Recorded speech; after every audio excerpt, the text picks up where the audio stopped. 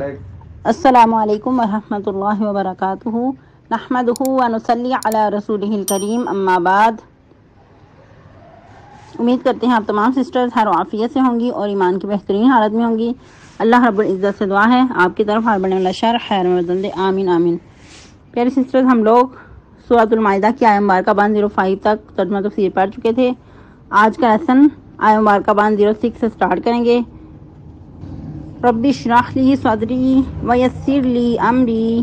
واحلل عقدۃ من لسانی یفقہوا قولی اللہم بارک لنا فی اوقاتنا اللہم فقہنا فی الدین اللہم انی اسألک الہدی والتقی والعفاف والغنی اللہم الہمنی رشدی واعذنی من شر نفسی اعوذ باللہ من الشیطان الرجیم بسم اللہ الرحمن الرحیم۔ یا ایہا الذین آمنوا شہادۃ بینکم اذا حضر احدکم الموت حین الوصیۃ اثنان ذوا عدل منکم او آخران من غیرکم ان انتم ضربتم فی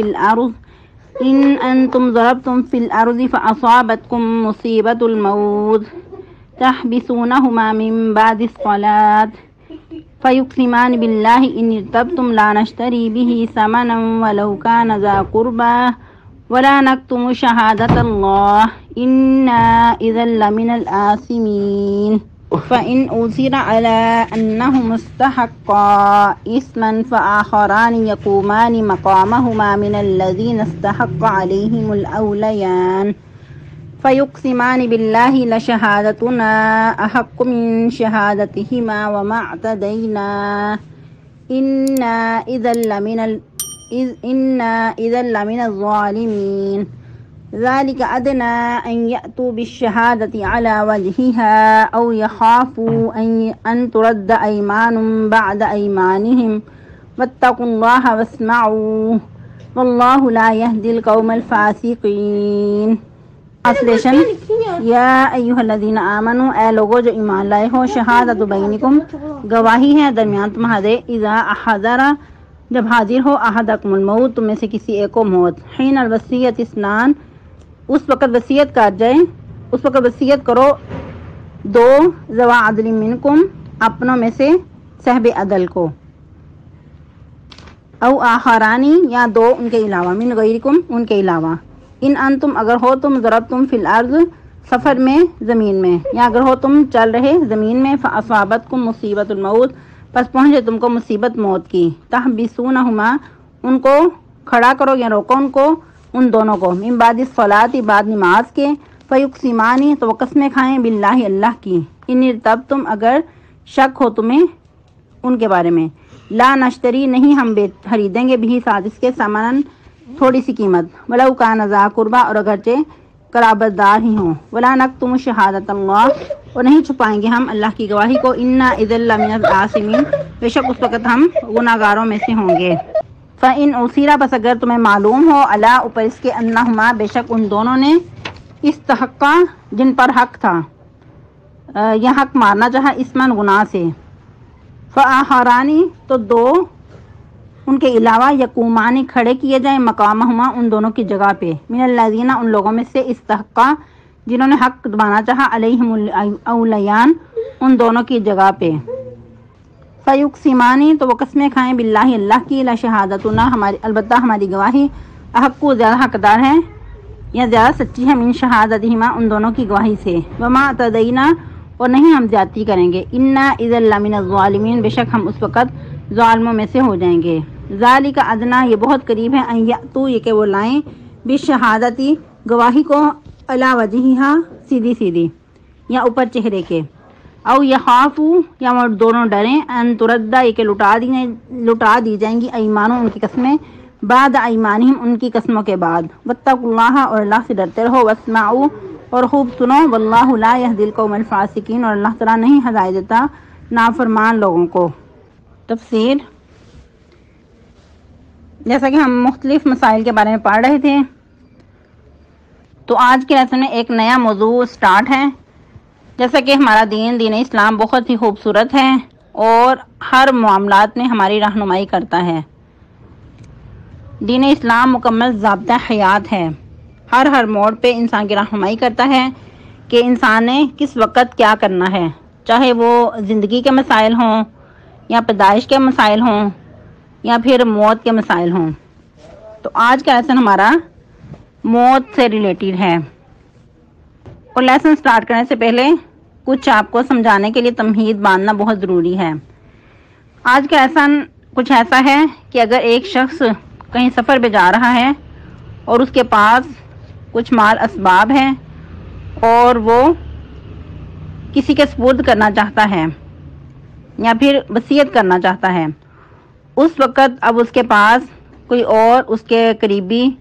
رشتہ دار نہیں ہیں جن کو اپنا وہ مال اسباب ان کے سپرد کر سکے یا ان کو کوئی وصیت کر سکے، تو اس وقت پھر کیا کرے گا وہ شخص کہ 2 لوگوں کو مقرر کرے گا۔ کوشش تو یہی ہوگی کہ وہ مسلمان ہی ہوں، لیکن اگر ایسا موقع ہے، ہنگامی صورتحال ہے اور اس وقت کوئی مسلمان اویلیبل نہیں ہے، تو اس وقت پھر غیر مسلم کو بھی مقرر کیا جا سکتا ہے۔ ان 2 شخصوں کو جو اس وقت وہ مقرر کرے گا ان کو وصی کہا جائے گا، یعنی کہ ان کو وصیت کی جائے گی۔ اگر اپنا مال بھی ان کے سپرد کر رہا ہے پھر بھی وصیت کرے گا کہ میرے فلاں جگہ پہ رشتہ دار ہیں اور ان تک یہ مال پہنچا دیا جائے یا اس بات کی ان کو وصیت کی جائے۔ تو اللہ رب العزت نے جو 2 لوگوں کو مقرر کیا ہے اس میں بھی بہت حکمت ہے کہ اگر ایک انسان بھول جائے تو دوسرا اس کو یاد دلا دے، یا ویسے بھی یہ بہت باری ذمہ داری ہے جو وصیت کی، تو 2 لوگوں کو اگر وصیت کی جائے گی، 2 لوگوں کو یہ ذمہ داری سونپی جائے گی تو وہ احسن طریقے سے اس ذمہ داری کو نبھا سکیں گے۔ تو جو قریب المرگ ہے وہ کوشش کرے کہ مسلمان ہی 2 مقرر کیے جائیں وصیت کے لیے۔ اگر 2 مسلمان نہیں ہیں تو پھر غیر مسلم کو بھی اس کام کی ذمہ داری دی جا سکتی ہے، اور اس میں جو معتبر انسان ہیں ان کو مقرر کیا جائے۔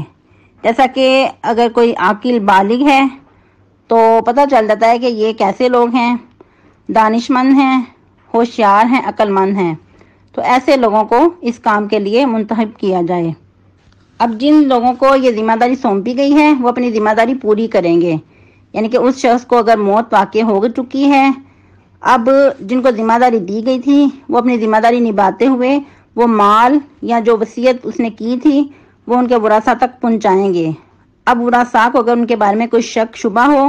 کہ انہوں نے اس میں مکمل امانت داری سے کام نہیں لیا، اس نے کسی قسم کی خیانت کی ہے، اور جیسا کہ جو مال ان کے سپرد کیا گیا تھا اس میں سے کچھ چھپا لیا ہے، تو انہیں پھر نماز کے بعد کھڑا کیا جائے گا اور ان سے قسمیں لی جائیں گی،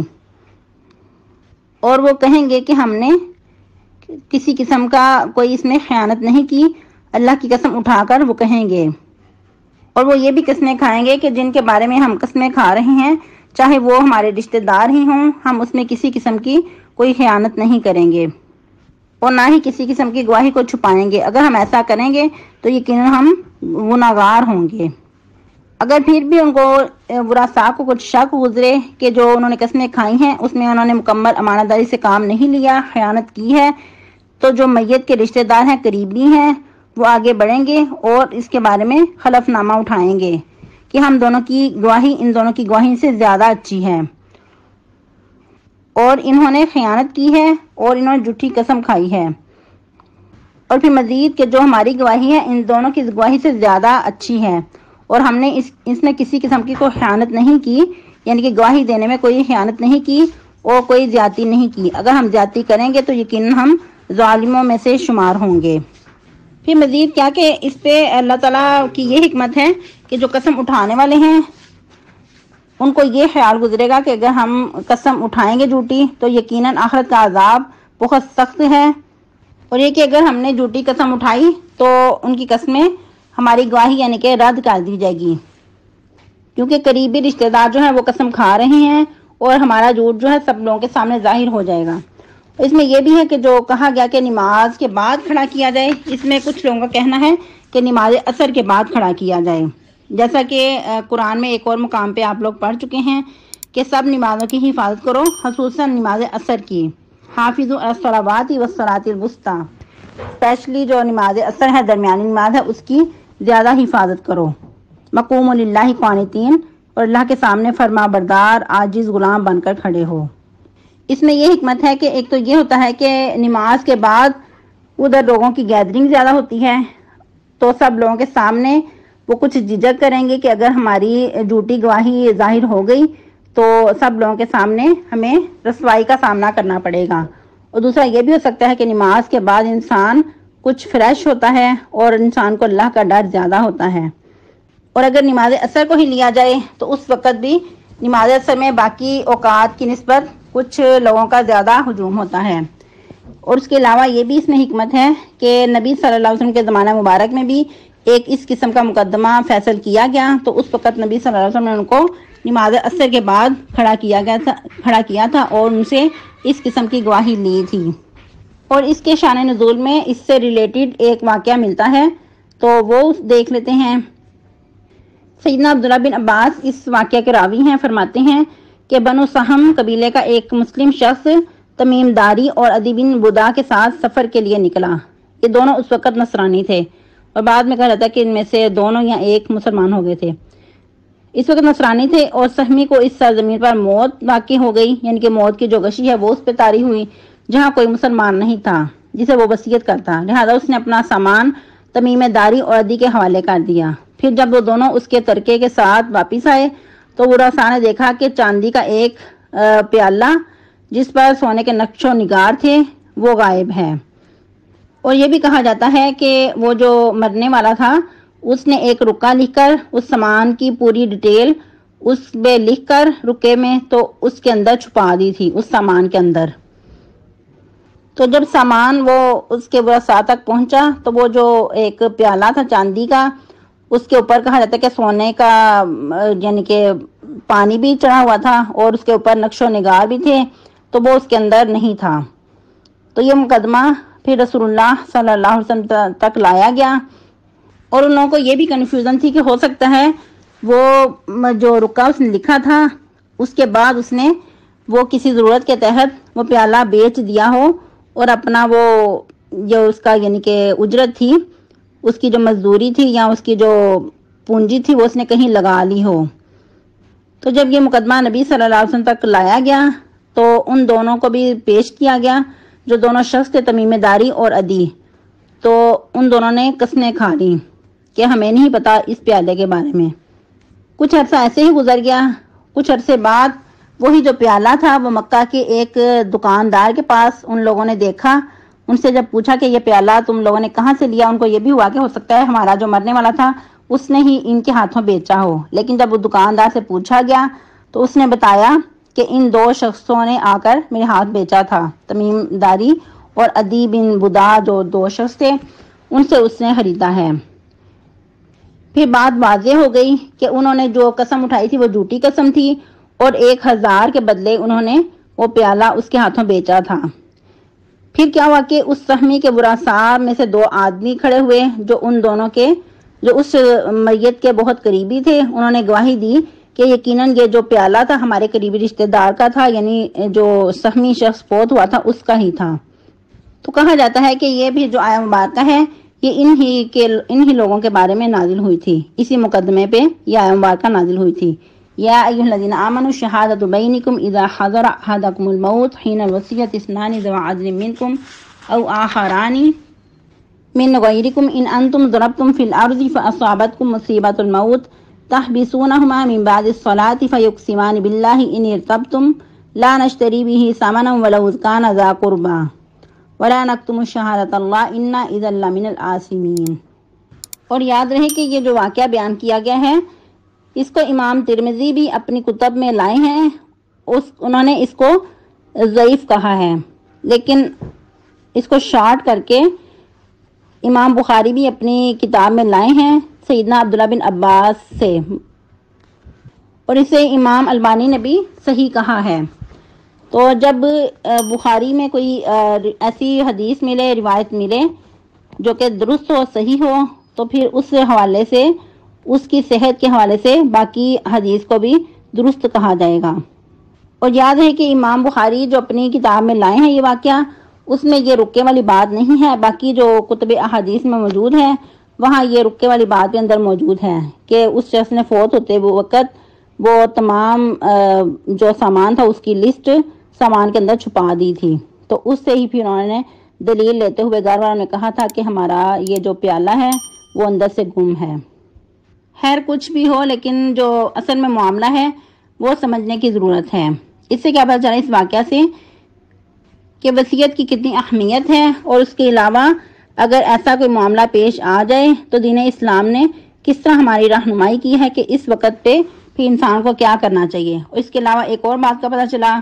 کہ ایسے جو سویر کنڈیشن ہو اس وقت غیر مسلم کو بھی گواہ کے لیے یعنی کہ گواہی کے لیے طلب کیا جا سکتا ہے، لیکن یاد ہے کہ مجبوری کی صورت میں۔ اگر اس وقت مسلمان لوگ موجود ہیں تو پھر مسلمانوں کو ہی اس کام کے لیے منتخب کیا جائے گا۔ پھر اللہ رب العزت مزید فرما رہے ہیں ذَلِكَ أَدْنَىٰ أَن يَأْتُوا بِالشَّهَادَةِ عَلَىٰ وَجْهِهَا، یہ طریقہ جو بتایا گیا ہے اس سے بہت قریب ہے یہ کہ وہ لائیں گواہی سیدھی سیدھی۔ او یخافوا، یا وہ ڈریں اس بات سے، ان تردہ، یہ کہ لٹا دی جائیں گی، ایمان، ان کی قسمیں بھی، بعد ایمانہم، ان کی قسموں کے بعد۔ واتقوا اللہ، اور پھر اللہ تعالیٰ تاکید کر رہے ہیں کہ اللہ سے ڈرتے رہو، اللہ کا ہر معاملے میں تقوی اختیار کرو، واسمعوا، اور خوب سنو، واللہ لا یہدی القوم الفاسقین، اور اللہ تعالیٰ نہیں ہدایت دیتا نافرمان لوگوں کو۔ یعنی جھوٹی گواہی دینا، جھوٹی قسم کھانا کن لوگوں کا کام ہے؟ نافرمان لوگوں کا، فاسق لوگوں کا کام۔ اور ایسے لوگوں کو پھر اللہ تعالیٰ ہدایت نصیب نہیں کرتا جو خود ہدایت حاصل نہیں کرنا چاہتے۔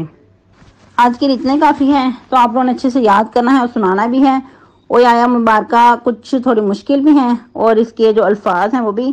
تو آپ لوگوں نے ترجمہ بھی اچھے سے یاد کرنا ہے اور سنانا بھی ہے۔ اگر کسی بات کی سمجھ نہ آئے